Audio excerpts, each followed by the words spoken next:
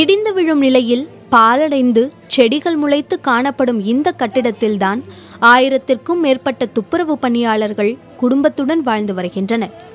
கோவையை அடுத்த CMC colony பகுதியில் துப்புரவு பணியாளர்களுக்காக கட்டப்பட்ட இந்த அடுக்குமாடி குடியிருப்பில் மொத்தம் 432 வீடுகள் உள்ளன.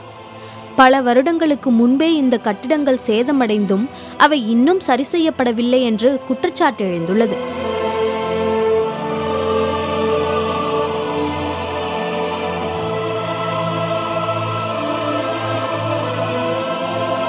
இது 1900 கட்டி கொடுத்துருந்தாங்க. இப்போ 27 வருஷம் ஆச்சுங்க.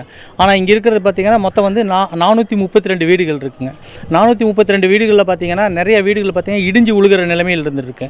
ஏற்கனவே வந்து கோவை மாவட்டத்துக்கு பொறுத்த வரைக்கும் பூகம்ப அபாயம் இருக்கிறனால இந்த வீடுகள் வந்து ஃபில்லர் இல்லாமல் வந்து பாம்பே முறைப்படி வந்து கட்டி இருந்திருக்காங்க.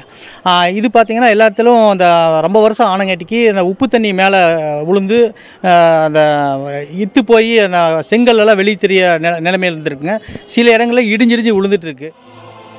குடியிருப்பிற்காக மாதம் 500 ரூபாய் வரை ஊதியத்திலிருந்து பிடித்து வந்தாலும் அடுக்குமாடி குடியிருப்புகளில் பல்வேறு பகுதிகளில் விரிசல் ஏற்பட்டுள்ளதாக கூறுகின்றனர் இவர்கள். எப்பொழுது வேண்டுமானாலும் இடிந்து விழும் சூழல் இருப்பதனால் முன்னெச்சரிக்கையாக எந்த நடவடிக்கையையும் அரசு மேற்கொள்ளவில்லை என குற்றச்சாட்டையும் முன்வைக்கின்றனர்.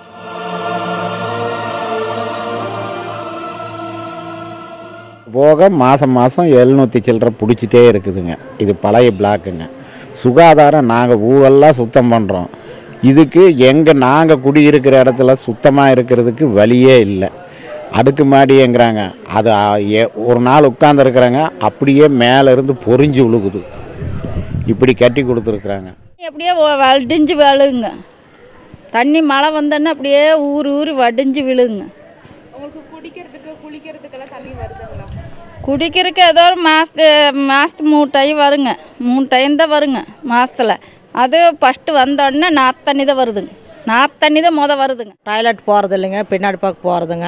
ரொம்ப குப்பை எல்லாம் ரொம்ப கழுவு ரொம்ப அசிங்கமாக இருக்குது. அதனால் பிள்ளைங்களுக்கு நோய் வருது. பக்கத்தில் சத்துணவு இருக்குதுங்க. சத்துணவு பிள்ளைங்களுக்கு ஏதோ நோய் வரக்கு வாய்ப்பு இருக்குது. வீட்டுக்குள்ளானா பூரா ஓதம் ஏறிங்க. அப்போ நாங்கள் சமையல் பண்ணும்போது தொப்புன்னு உழுகுது. இவர்களுக்காக வீடு கட்டுவதற்கு மாநகராட்சியில் நிதி ஒதுக்கப்பட்டுள்ளதாகவும் விரைவில் நடவடிக்கை எடுக்கப்படும் என்றும் மாநகராட்சி அதிகாரிகள் தெரிவித்தனர். தேவையான அனைத்து வசதிகளையும் செய்து தர வேண்டும் என்பதே இங்குள்ள ஒவ்வொரு மக்களின் கோரிக்கையாக உள்ளது.